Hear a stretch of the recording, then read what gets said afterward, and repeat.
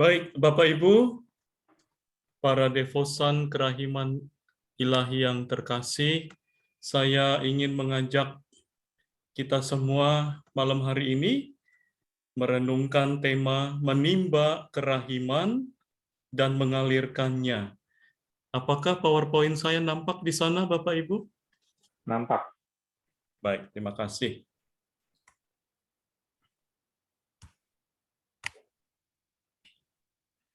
Di dalam buku hariannya, nomor 1520, Santa Faustina menuliskan, "Hari ini Tuhan berkata kepadaku, Aku telah membuka hatiku sebagai mata air kerahiman yang terus mengalir. Biarlah semua jiwa menimba kehidupan dari mata air ini. Biarlah mereka menghampiri samudera kerahiman ini dengan pengharapan yang teguh. Orang-orang berdosa akan memperoleh pengampunan, dan orang-orang benar akan diteguhkan di dalam kebaikan. Barang siapa mengandalkan kerahiman pada saat kematiannya, dia akan dipenuhi dengan damai ilahiku." Itulah yang dikatakan oleh Yesus sendiri kepada Santa Faustina. Saudara-saudari, para devosan kerahiman ilahi, ada sebuah buku yang bagus. Judulnya Harvest Hope, Memanen Harapan. Penulisnya adalah Dana Arcuri. Di dalam buku itu, dia menulis, tugas kita di dunia bukan untuk mengkritik, menolak, atau menghakimi. Tujuan kita sebenarnya ialah untuk mengulurkan tangan bagi sesama, menawarkan kasih sayang dan belas kasih. Marilah kita memperlakukan sesama sebagaimana kita ingin diperlakukan oleh mereka. Saya tidak tahu saudari kita Dana ini orang Katolik atau bukan.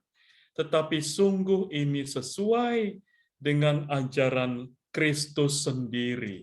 Tugas kita itu bukan mengkritik, menolak, menghakimi, melainkan mengulurkan tangan bagi sesama, menawarkan kasih sayang, menjadi manusia yang penuh dengan belas kasih. Bukankah ini sungguh-sungguh ajaran Kristus? Dalam pikiran kita, hal-hal buruk akan selamanya buruk.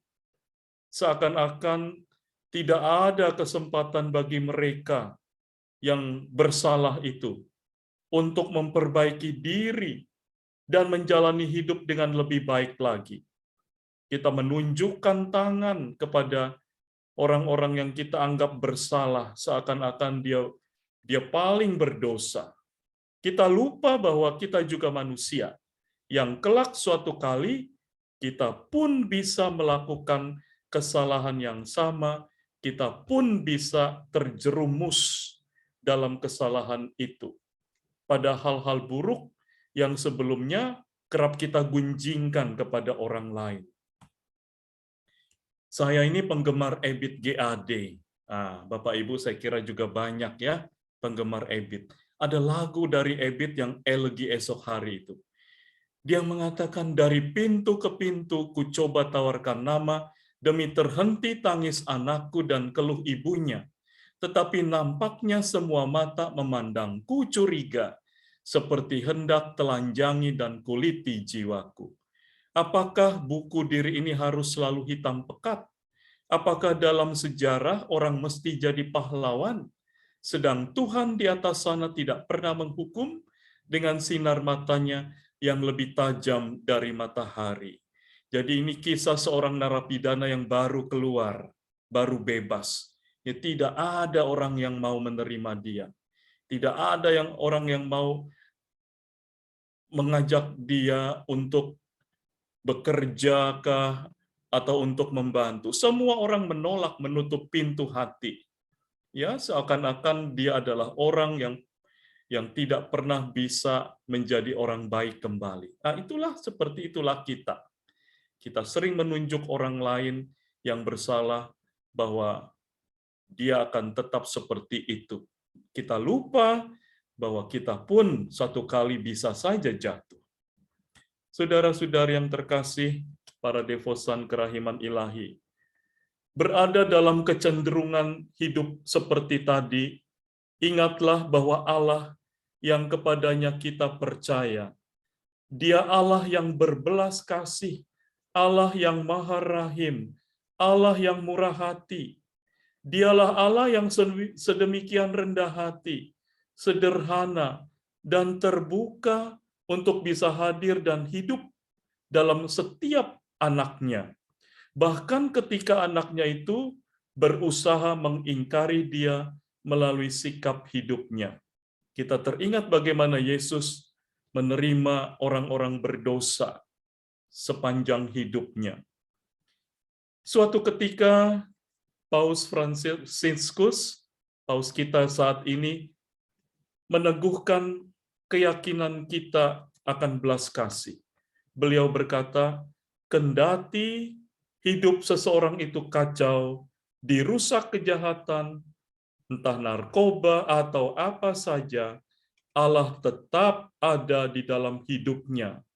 Allah bisa dan harus dicari di dalam setiap hidup manusia.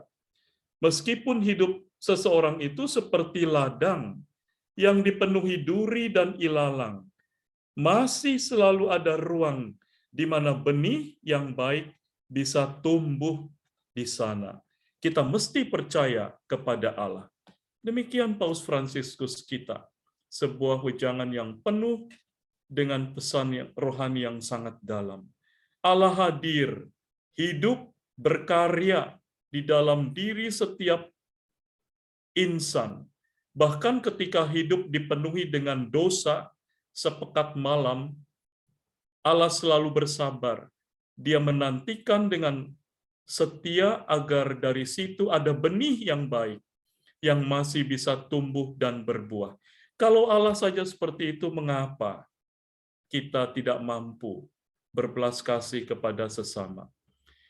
Kesabaran dan belas kasih Allah mengingatkan kita bahwa seseorang bisa bangun, dia bisa tumbuh, melanjutkan hidup secara lebih bermartabat, bukan karena makian, bukan hujatan, bukan pengucilan dari orang-orang yang merasa lebih baik dan benar. Benih kehidupan yang baik bisa tumbuh dan berbuah ketika ada kasih sayang dan penerimaan yang tulus, ketika ada kesabaran dan penghargaan dari kita. Dan Yesus melakukannya sebagai contoh bagi kita semua. Para devosan kerahiman ilahi, kita tahu bagaimana dalam kisah Sakeus, si pemungut cukai orang berdosa itu. Sakeus, segera turun, sebab hari ini aku harus menumpang di rumahmu. Apa jawaban Sakeus? Tuhan, setengah dari milikku akan kuberikan kepada orang miskin, dan sekiranya ada sesuatu yang kuperas dari seseorang akan kukembalikan 4 kali lipat. Itulah hasil dari penerimaan, merubah hati orang yang berdosa, merubah hati orang yang terpuruk menjadi bangkit kembali. Persis apa yang dilakukan oleh Yesus kepada Sakeus. Kiranya kita juga mengenal kisah Lewi si pemungut cukai. Ya, ikutlah aku. Pemungut cukai akhirnya menjadi Rasul Yesus yang setia. Lewi menjadi Matius. Karena sentuhan dari sang guru yang begitu mendalam. Kiranya itulah makna menimba kerahiman atau belas kasih Allah bagi hidup sehari-hari. Sumber belas kasihnya tidak pernah kering oleh gelimang dosa apapun. Apalagi bagi kita yang berniat baik untuk menimba kerahimannya, lalu mengalirkannya, membagikannya dalam kehidupan kita sehari-hari, di dalam perjumpaan dengan sesama. Terlebih, mereka yang membutuhkan belas kasih kepada kita. Dalam laku belas kasih ini, kita hendak memfokuskan sikap untuk tidak lekas memilih, mengkritik orang lain dengan mudah, menolak mereka dengan mudah, menghakimi mereka dengan begitu gampang.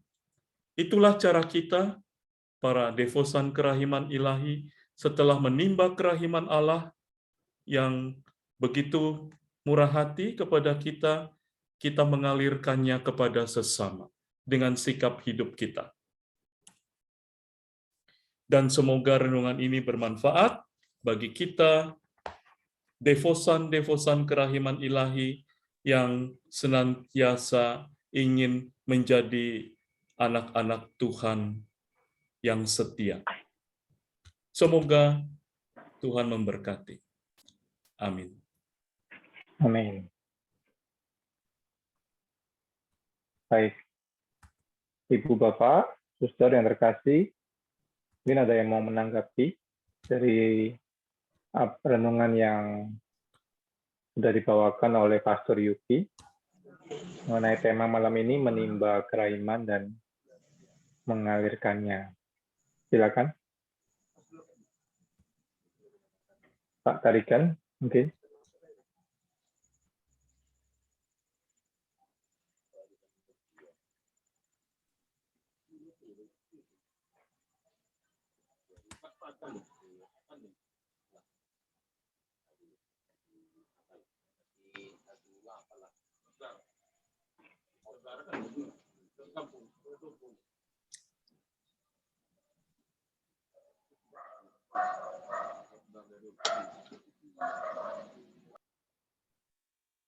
Silakan, mungkin ada Bapak Ibu yang mau menanggapi.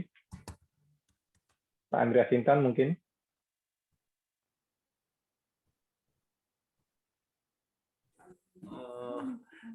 Saya tidak ada tanggapan, saya cuma dengar aja tadi.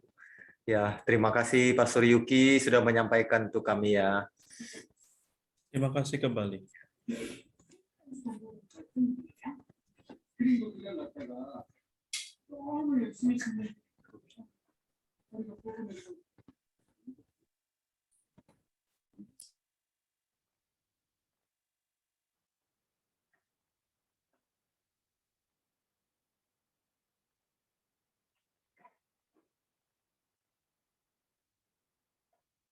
Pastor, saya mau bertanya kalau begitu. Pastor Yuki, ketika kita para devosan ini diminta untuk menimba kerahiman dan mengalirkannya kepada siapa yang kiranya paling perlu ya, Pastor, untuk rahmat kerahiman ilahi? Apakah ketika kita dalam pelayanan atau kepada orang-orang terdekat kita? Ya, pasti kepada yang pertama-tama ya kita lihat dalam keseharian kita tentu saja. Ya, itu yang harus kita utamakan. Kalau kita sebagai orang di kantor, ya teman-teman kantor. Kalau kita jadi guru di sekolah, ya pastilah rekan-rekan guru dan murid-murid kita. Di mana kita ditempatkan oleh Tuhan, itulah ladang kita untuk menebar benih-benih belas kasih. Ya, disitulah Tuhan menginginkan kita menjadi para devosan kerahiman ilahi yang berbuah matang. Ya. Tempat kita adalah tempat di mana kita tinggal, di mana kita bekerja, di mana kita berkarya.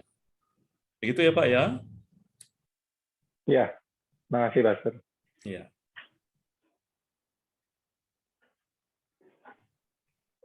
Soalnya kadang kalau terlalu sering ke gereja untuk pelayanan agak bingung juga antara orang dekat. Semua orang dekat. Silakan, Ibu Bapak. Ada yang mau bertanya?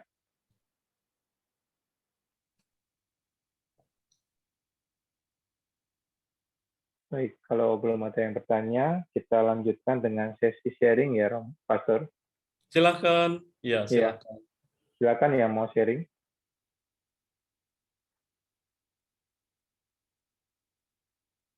Bu Emma, mau sharing? Selamat malam Pak Heru, boleh saya sharing? Ya, Selamat malam Pastor Yuki. Selamat malam, Bu. Saya pertama kali mengenal kerahiman itu sejak mendapat tugas ya, Romo. Itu saya alami Desember 2008. Itu mulai saya mencoba untuk doa koronka yang sebelumnya saya belum pernah doa koronka. Itu bagi saya, ya saya mengenal dan saya melakukannya. Itu sungguh luar biasa, doa koronka bagi saya pribadi. Setelah itu saya juga memberitahukan kepada anak saya. Kebetulan anak saya waktu itu bekerja sebagai supervisor, kemudian itu 2 tahun kemudian dia naik jadi CO, kemudian dia naik cepat sekali 1 tahun kemudian jadi store manager. Ketika dia jadi store manager itu, dia selalu mengatakan kepada para stafnya dan pekerja karyawan di situ, kalau nanti jam 3 saya ada di dalam kantor, kalau perlu sekali boleh diketuk. Tapi kalau tidak, biarkan dulu saya berdoa. Itu yang dia lakukan. Itu bagi saya indah ya, karena dia bisa melakukan doa jalan salib pada jam 3. Ketika dia setelah selesai 5 tahun kemudian jadi store manager, dia pindah ke kantor pusat, di sana banyak teman-teman yang suka memperhatikan mungkin ya Romo. Dia Ya. suka bertanya, apa yang kamu lakukan pada jam 3 itu? Saya berdoa jalan salib. Kalau memang itu ada waktunya. Tetapi kalau tidak, ya dia pergunakan untuk hening sejenak. Dia ingin berdoa apa. Kemudian teman-temannya itu ingin, Romo, aku juga deh mencoba untuk doa bersama gitu. Dia bawa dalam doa bersama. Itu setelah doa, itu komentar teman-temannya, wah enak sekali ya, pikiran kita tuh jadi lebih lebih segar, lebih hati itu lebih nyaman dalam menghadapi pekerjaan dan lain-lain gitu. Itu dia ceritakan kepada saya saat dia pulang kantor. Dia bilang, Mami tadi ada beberapa teman yang memang minta tolong doa bersama gitu. Bagaimana cara berdoa dan segala macam. Ternyata mereka tuh senang sekali gitu. Nah itu indah buat saya Romo. Ya. Walaupun sejenak ya mereka doa karena kesibukan di kantor, tapi itu bagi saya indah. Itu saja dulu Romo. Sebetulnya banyak sekali saya Ya. sharingnya Romo. Terima kasih Romo Terima Yuki. kasih sharing yang indah. Terima kasih Bu Emma, sharing singkatnya.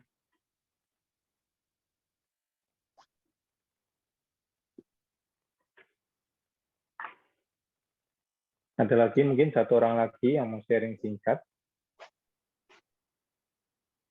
Bu Sisilia, ada mau bertanya atau mungkin mau sharing singkat? Silakan. Oh, enggak.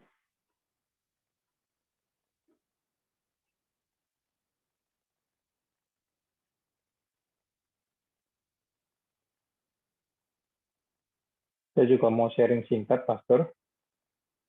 Dalam keseharian kita, seringkali ketika kita bangun ya, mendekati jam 6, ataupun sebelum makan siang jam 12, itu seringkali kita kan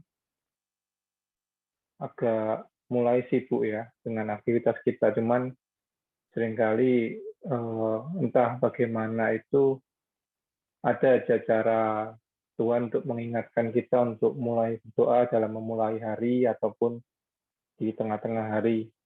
Pada sore hari pun juga ketika sudah mulai sore-sore gitu ya, udah mulai blank, butuh kopi, itu juga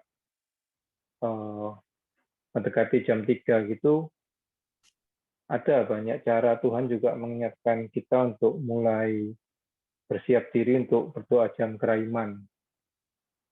Ketika udah pikiran udah nggak fokus kemana-mana ya, dengan berdoa jam kerahiman, setelah itu juga menjadi lebih, hati ini jadi lebih enak, jadi tenang gitu. Bisa fokus lagi. Demikian juga yang doa jam 6.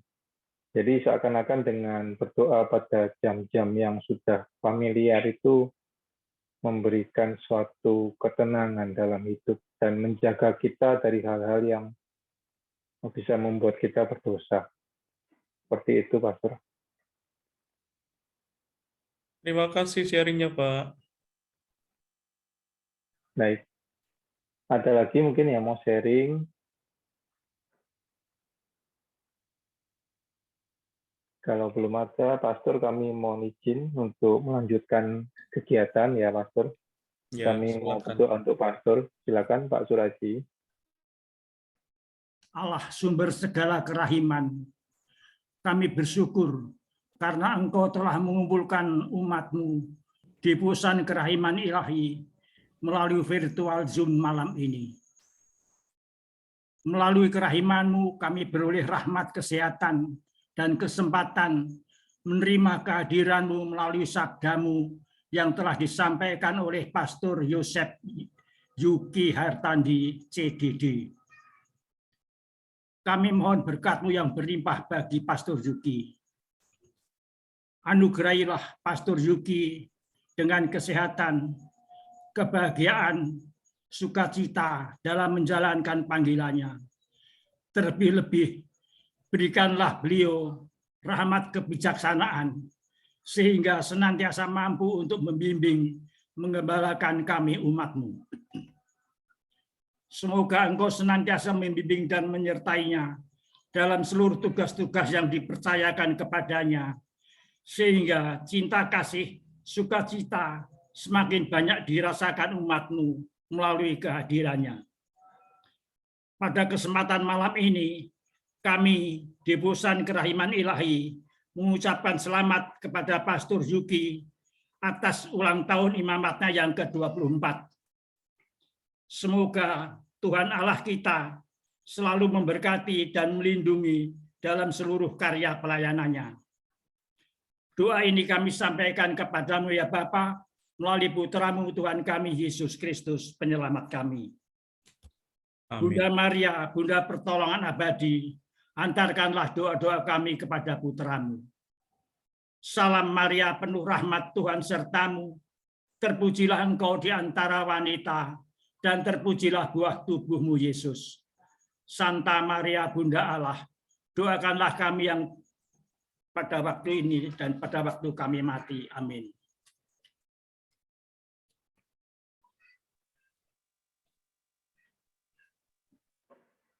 Silakan, Bu Marta Lauli, aku penutup.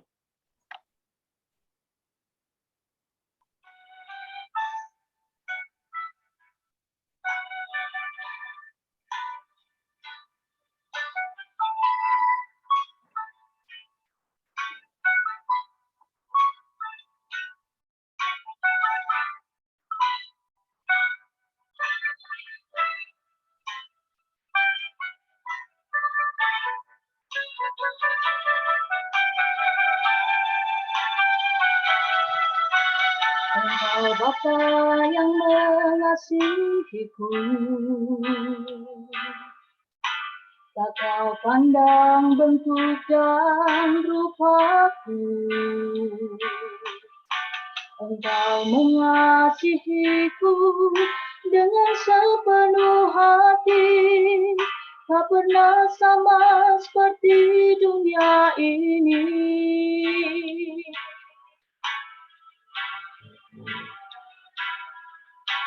Engkau Bapa yang mengajariku melewati badai langit biru.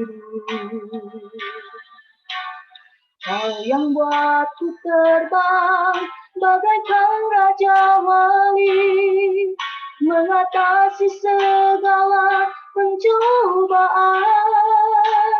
Kau Bapa-Ku yang baik, mengerti bahasa tetesan air mata, tak kau biarkan ku berjalan sendirian, sebab kau Bapakku yang baik, Engkau sungguh baik.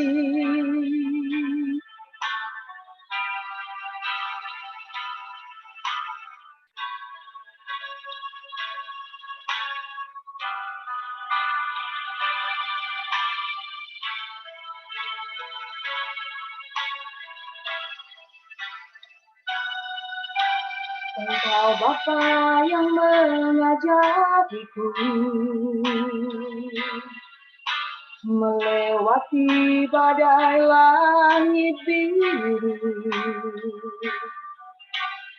Kau yang buatku terbang bagaikan raja wali, mengatasi segala pencobaan.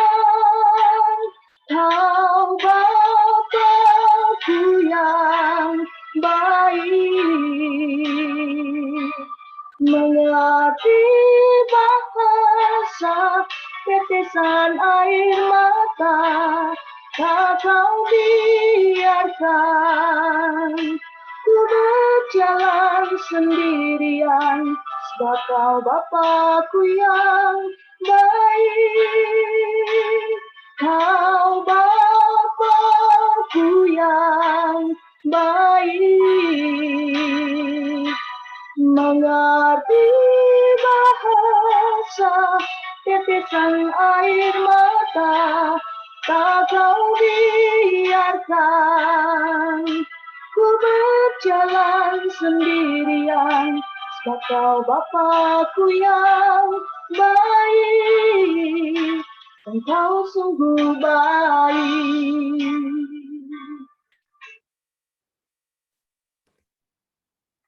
Baik,